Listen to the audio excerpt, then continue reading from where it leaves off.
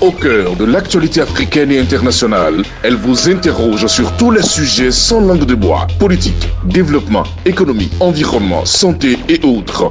Grand débat avec Piss Mouillot et Nadège Vissin. À retrouver sur Ovadia Web TV et Reporter Benemonde.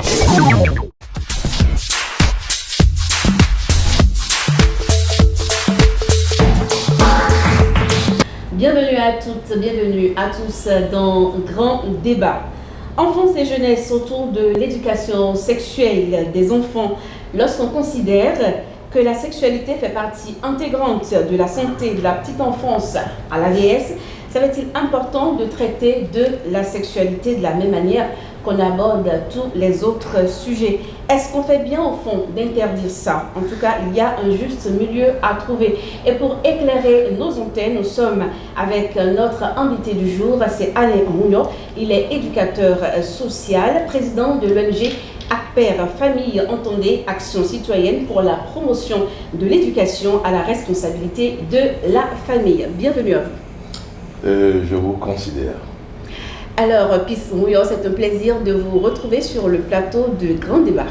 Bonsoir Nadège Vissin, bonsoir Monsieur Alain Mouillot. Mesdames, Messieurs, c'est un plaisir de vous savoir au rendez-vous de cette émission. Eh bien, les questions autour de la sexualité continuent de déranger lorsque ça parle des enfants. On craint à tort ou à raison une sexualisation des enfants. Alors, Monsieur Mouillot, déjà nous allons poser le débat en partant de qu'est-ce que l'éducation sexuelle, puisque la problématique sera abordée au cœur de notre société africaine. Oui, d'abord merci pour la question. L'éducation sexuelle, je commencerai par dire qu'il y a trop d'amalgame sur la problématique de l'éducation sexuelle. Pour être direct, je dirais que, en fait, nous ne devrions pas parler de l'éducation sexuelle. Nous devrions plutôt parler de l'éducation affective. Et pour cause. Vous savez, la sexualité, c'est pratiquement un terme valise. Valise en ce sens que quand on aborde la question de la sexualité, on y voit aussi la génitalité. C'est pourquoi il faut faire très attention avant d'aborder la question de sexualité. Et quand on parle de l'éducation à la sexualité, c'est de se dire, attention, nous n'irons pas directement à la sexualité. Le plus important pour nous, c'est d'apprendre à nos apprenants comment d'abord s'estimer soi-même, comment considérer le vis-à-vis, comment aimer l'autre, comment s'offrir à l'autre, comment élever l'autre, comment se sacrifier à l'autre. Voilà autant de paramètres qu'on devrait agiter quand on parle de l'éducation affective, qui n'est pas l'éducation sexuelle. Mais la nuance à faire ici, c'est que celui qui entreprend telle ou telle autre action est marqué, caractérisé par un genre, le genre masculin ou le genre féminin. Et là, on évoque la question de la sexualité parce que c'est le sexe masculin ou bien le sexe féminin. Voilà un peu ce qu'on devrait dire.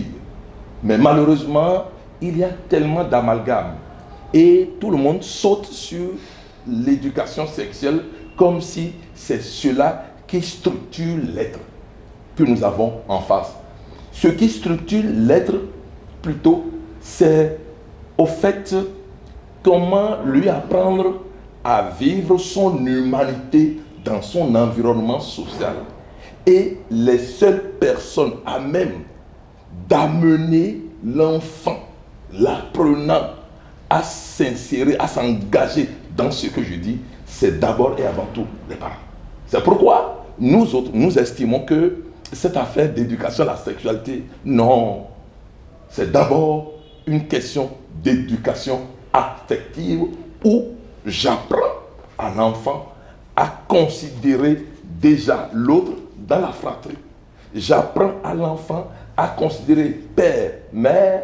J'apprends à l'enfant à considérer son environnement social. Ce n'est que par là que nous leur donnerons tout ce qu'il faut, toutes les bases pour un vivre social. Alors, lorsqu'on prend en compte toutes ces mesures de précaution-là, oui, à quel moment de la vie de l'enfant il faut commencer par lui inculquer cette éducation-là? Je vous étonnerai parce que déjà l'enfant dans le ventre doit commencer par recevoir cette éducation. Je ne sais pas si vous avez eu cette chance de visionner cette vidéo, l'Odyssée de la vie. Et la vie humaine commence depuis le ventre de maman. C'est depuis le ventre. Et depuis le ventre de maman, je peux dire à l'enfant, au bébé qui est en moi, oh, tu me fais mal. S'il te plaît, déplace-toi un peu. Et depuis le ventre de maman, le papa peut se faire connaître sa régularité auprès de son épouse. Et ce qu'on appelle les câlins sur le ventre. Chérie, tu es là. Vous voyez un peu. L'enfant reçoit tout cela. Chérie, c'est papa qui est là. Bisous à toi. Voilà autant de choses qu'on devrait enseigner. Mais malheureusement, les gens trouvent que nos enfants, nos apprenants ont soif d'aller au sexe. Non, pas du tout. Est-ce que vous savez que dans le cursus de croissance normal de tout enfant, il y a une étape de vie où l'enfant vit ce qu'on appelle une innocence terrible, où l'enfant ne dit rien, observe seulement. Ce n'est qu'à partir de 10 ans, précisément, que l'enfant rentre dans une puberté qui le conduit dans l'adolescence, où l'enfant rentre dans ce que nous appelons en psychologie l'ambivalence, le déjà et le pas encore. Dites-moi, monsieur Alain Rouillot, oui, la thématique sous-tend des enjeux au niveau de divers aspects de l'enfant, de la croissance de l'enfant. Très bien. Alors dites-nous, quel est le risque de ne pas, en fait, poser véritablement le problème lorsqu'on sait qu'aujourd'hui, nous sommes dans une société qui est en proie à une déliquescence de valeurs. Donc, est-ce que le fait d'en parler, le fait de prévenir plutôt que guérir, fait que, d'une manière ou d'une autre, on a conscience du problème? Comment est-ce qu'on fait pour que en parler ou aborder le problème n'est pas en même temps une brèche pour... À la déviance. Voilà, à la déviance. Merci pour la préoccupation, mais je tiens à vous calmer en disant ceci. Il se fait que nous vivons de plus en plus dans une société, surtout celle qui nous environne, une société qui est esclave de la consommation. Tout le problème est là.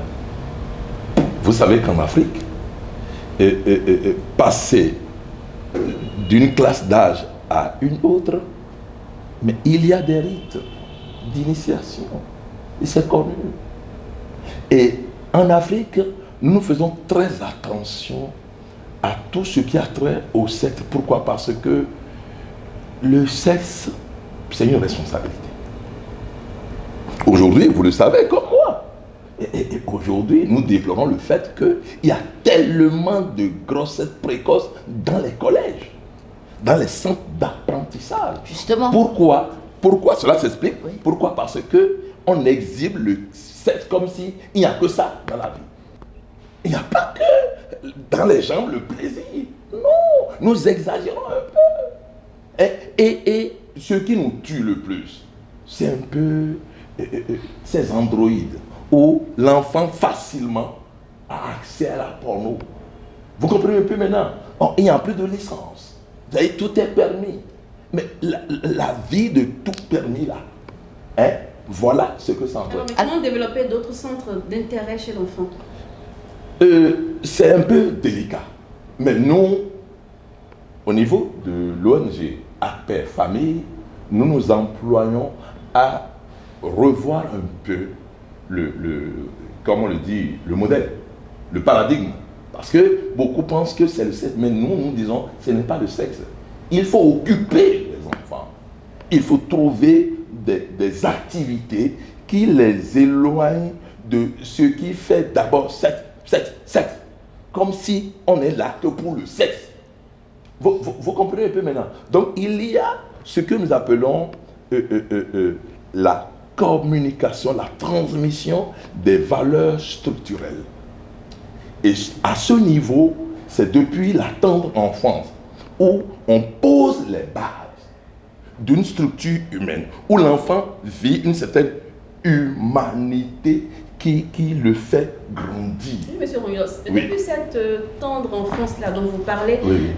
L'enfant commence pas à développer une certaine curiosité, commence pas à poser certaines questions, comment est-ce que j'ai été fabriqué. Il y a des enfants qui vont jusqu'à demander à leurs parents comment est-ce qu'ils ont été fabriqués. Tout à fait. Comment est-ce que le parent doit réagir pour déjà pour détourner l'enfant du sexe? Oui, je dois vous dire que il y a des manières de donner les informations. Et il y a aussi que nous devons éviter toute hypocrisie dans le vivre conjugal, familial. C'est vrai que chez nous, le parent direct, le géniteur, n'a souvent pas la force psychologique pour dire à l'enfant, ça là, c'est le sexe, ça là. Vous voyez? Mais il se fait que nous avons une richesse. Chez nous, jusqu'à nouvel ordre, il y a le père social. Il y a la mère sociale. Lorsque, par exemple, une fille vient à moi et veut me poser un problème d'amitié, ma fille ne viendra pas directement vers moi. Ma fille ira vers sa tante, qui est pratiquement tante, oui, mais qui est comme une mère sociale. Et c'est à elle de régler. Et c'est à elle de donner les informations et en son temps d'informer les parents géniteurs. D'abord la maman. Vous voyez un peu maintenant. Ça, c'est la famille africaine traditionnelle. Fait, oui. Mais aujourd'hui, nous assistons à comme une explosion de cette famille-là qui, ce n'est plus le schéma auquel on est habitué. Donc, qu'est-ce que, aujourd'hui, en tenant compte de la réalité de notre société qui fait exagérément du copier-coller sur l'occidentale. Vous faites bien de trouver les mots, les termes.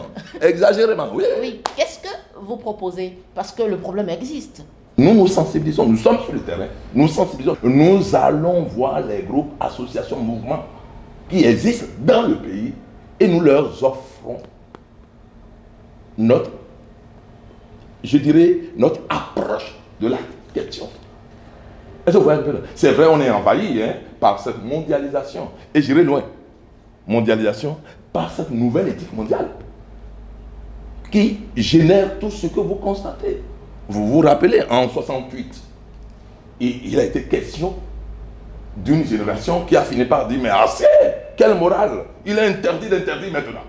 Il est interdit d'interdire maintenant. Et ça a été la révolution sexuelle. Vous comprenez un peu maintenant? Mais nous ne pouvons pas accepter ça. C'est un peu comme si le continent africain est un continent de consommation. Moi, je tiens à partir de cette ONG avec mes frères et sœurs qui s'engagent. Je me dis, il faut que nous donnions l'information. Parce que, un peu comme le Christ s'est dit dans l'Écriture sainte, mon peuple meurt faute de connaissance. Monsieur Alain Royol, les autres acteurs concernés par cette problématique, on pourrait citer l'école. Oui. Est-ce que, d'abord, on partira du rôle de l'école dans l'accompagnement à l'éducation sexuelle? Est-ce que ce n'est pas refuser de faire face aux problèmes en disant non à la mise à disposition d'instruments ou de matériel didactique? Non, vous savez... Si les parents n'arrivent pas à faire le jeu, l'école peut. Non, en principe, l'école est dans une approche d'éducation. L'éducation, c'est ex-ducere.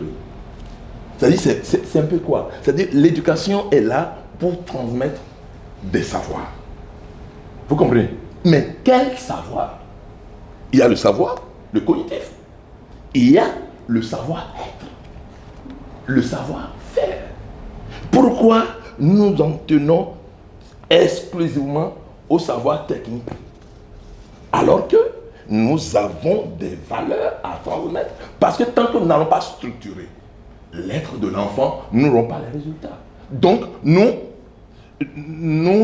disons, au niveau de l'ONG Appel Famille, c'est vrai, l'école a reçu une mission. Celle de promouvoir l'éducation suivant la santé de la reproduction, suivant les droits sexuels et reproductifs. Mais nous disons attention, allons doucement. La question de la sexualité, c'est une question holistique. Ou ce que je vous disais tantôt, où le terme en lui-même est un terme valide, où on a tout. Donc il faut faire très très attention. C'est pour ça que nous ne sommes pas bien vus. Nous l'acceptons. Mais nous sommes dans une dynamique qui veut vraiment construire l'humain dans l'apprenant. C'est ça, chers journalistes. Alors, dans l'éducation aujourd'hui, dans l'enseignement, comment faut-il introduire la sexualité à la rendre banale aux yeux des apprenants? Non, on ne peut pas rendre la sexualité banale. C'est qu'il faut reconsidérer l'approche pédagogique. Et vous aurez constaté, vous êtes journaliste et vous avez les informations. Au départ, avec cette affaire de la santé de la reproduction, il y a les ONG qui ont envahi nos collèges. Et il y a des ONG qui sont allés même construire de nos établissements des centres, soi-disant centres d'écoute. Mais en fait, c'est des centres de dévoiement de notre jeunesse. Avant de venir ici, avant d'être au Togo tout dernièrement, pour parler au pays francophone, j'ai dû circuler un peu. Mais qu'est-ce que je n'ai pas vu? Où on reçoit nos garçons, nos enfants, et devant eux, il y a une caméra ou bien un appareil où le sexe est exposé. J'étais là, j'observais, parce que ce n'était pas mon tour d'être reçu. J'observais. À un moment donné, on m'a dit, papa, vous pouvez entrer. J'entre, qu'est-ce que je constate? Les 3 garçons que recevait la dame étaient debout, et la dame s'empressait à leur offrir quoi? Ce que vous savez. Les enfants étaient 3. 2 faisaient la seconde, mais le seul qui était dedans était en première. Mais lui n'a pas demandé. Mais les 2 autres ont demandé. Quoi? Vous le savez, je ne le dis pas. Et quand ils sont sortis, quand ils sont sortis, je me suis rapproché de lui. J'ai dit, vous voulez faire quoi avec? Ils sont mis à rire. Et le garçon qui était en première dit, mais répondez. Vous avez pris, non? Répondez. Ils se sont mis à rire. Donc cela veut dire quoi? Cela veut dire que l'enfant ne sait pas tirer. Et vous lui remettez une arme. Il va chercher les moyens par lesquels on tire. Non, mais de toute façon, on se dit que l'enfant, il va déjà autant donc Pourquoi avoir avoir des idées préconçues sur l'enfant? Pourquoi ne pas considérer son innocence en amont? Pourquoi vous voulez ignorer son innocence en amont? Pourquoi vous ne voulez pas considérer aussi le fait que l'enfant est déjà dévoyé, qu'il y a des enfants déjà dévoyés? Dans le feu de l'action. Oui. Et qu'il faille trouver également solution à ça, au lieu de fermer les yeux? Non, nous ne fermons pas les yeux. Okay. Nous voyons. Les constats sont là. L'environnement est délétère. Ça, tout le monde le sait. Maintenant, nous, notre approche, c'est de sensibiliser, d'éduquer, de communiquer ce qui fait la valeur. C'est de ça qu'il s'agit. Nous ne sommes pas dans leur paradigme. Nous ne sommes pas dans leur modèle. Nous ne sommes pas dans leur approche. Et je crois quand même que chacun a sa façon de percevoir les situations. C'est comme ça que nous pensons résoudre le problème. L'éducation. C'est-à-dire la transmission des valeurs structurantes, des valeurs humaines, des valeurs, je suis tenté même de dire, et je le dis en bombant le torse, des valeurs chrétiennes. Vous voyez un peu. Donc si chacun de nous peut prendre conscience de ce que, pour réussir cette affaire, c'est d'abord d'être adulte. L'adulte, c'est quelqu'un qui a atteint un certain niveau de maturité à même de lui permettre de faire le discernement et d'être qui? Modèle. Et tout ce que moi je dis, si je ne suis pas modèle de mon discours, je ne suis pas suivi et je ne serai pas suivi. C'est que quelque part, je fais des efforts et je me dis que l'authenticité de mon discours partira du fait que je transmets ce que je vis.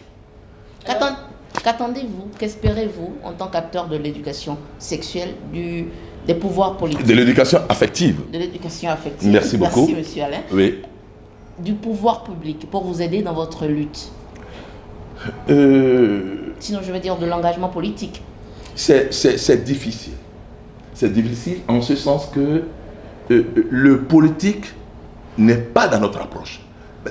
Souvent, le politique que les gens me permettent, c'est là où il y a un peu d'argent, là quand il y a le financement. Or, l'éducation, c'est la base. L'éducation, c'est la base. Parce que nous voulons vraiment offrir à cette nation des citoyens timides, des citoyens qui maîtrisent leurs pulsions, des citoyens qui sont à même de dire « ça ne me ressemble pas, je ne suis pas là ». C'est de ça qu'il s'agit.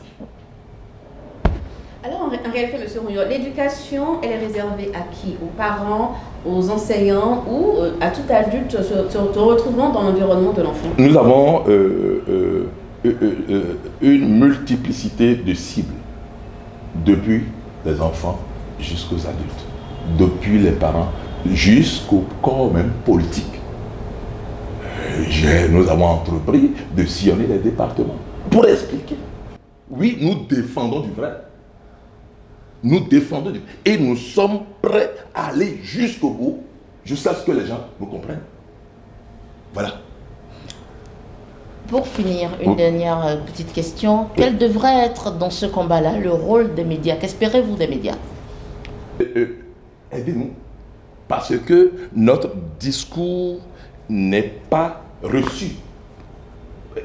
On trouve que nous sommes d'un autre siècle. Vous voyez, c'est à vous de saisir ce qui fait vraiment la valeur. J'ai eu cette chance de participer dans ce pays à l'élaboration de la charte pour une gouvernance de développement. Et nous avons beaucoup insisté sur les valeurs. Et je parlais des valeurs. Il y a les valeurs transcendantes. Quand je vois les valeurs transcendantes, je vois le bien. Est-ce que en remettant le cap, le préservatif, à un enfant de 8 ans, je crois quand même que... Moi, il y a quelques années, j'étais à la maison quand mes enfants sont rentrés à la maison avec des préservatifs. Des enfants de 6e, 5e. Ils m'ont dit, papa, nous, il a mieux dit. Papa, c'est suffisant. Quelle était votre réaction? J'ai dit, bon. Rien qu'à en parler, on devine. C'est vrai, c'est des termes difficiles à aborder. C'est des propos difficiles à aborder. Mais je dis, quand on met vraiment le climat affectif idéal, l'enfant vient à vous. Et j'insiste sur le fait que la maman sache quel est le modèle des filles. Et il se fait que dans le mystère divin, les filles sont toujours portées vers leur papa. Il revient au papa d'orienter les filles vers leur maman pour dire, je ne suis pas votre modèle, c'est votre maman. Mais justement, quand ça arrive comme ça, dans des familles où la mère dit, si le père n'est pas là, ou vice-versa, comment on se comporte? J'ai toujours... vous vous rappelez, en début d'émission, je vous parlais du père social, de la mère sociale. Quand la mère est dépassée, mais il y a toujours un père social qui est là, et qui vient, et qui supplée. Vraiment. Voilà ce que nous faisons. Voilà, c'était avec beaucoup de plaisir qu'on vous a reçu sur ce plateau de grand débat. Votre mot de la fin? Mon mot de la fin, c'est de dire à nos concitoyens que si tout va bien, le 9 mai prochain, nous aurons la joie de célébrer les 10 ans de cette ONG. Et je crois que ce serait vraiment l'occasion d'expliciter davantage ce qui nous préoccupe. Nous estimons que c'est d'abord et avant tout la famille qui les premières bases pour l'épanouissement vraiment de l'être humain. Merci Monsieur Alain Rouillot, merci d'avoir été des nôtres. Mesdames, Messieurs, nous sommes au terme de cette émission. On retient que l'école, oui, a des valeurs à transmettre, mais la question de la sexualité reste très holistique. Le discours sur la défense des valeurs africaines n'est pas suivi, mais Alain Rouillot, président de l'ONG ACPER Famille, en appelle à la conscience et à la responsabilité de tous les acteurs. Nadège Vissin, nous sommes au terme de cette émission. Nous sommes au terme de cette émission. Merci à toutes et à tous de nous avoir suivis. Likez et abonnez-vous sur nos différentes plateformes et à très vite. Au cœur de l'actualité africaine et internationale, elle vous interroge sur tous les sujets sans langue de bois. Politique, développement, économie, environnement, santé et autres. Grand débat avec Pius Mouillot et Nadège Vissin. À retrouver sur Ovadia Web TV et Reporter Bénémonde.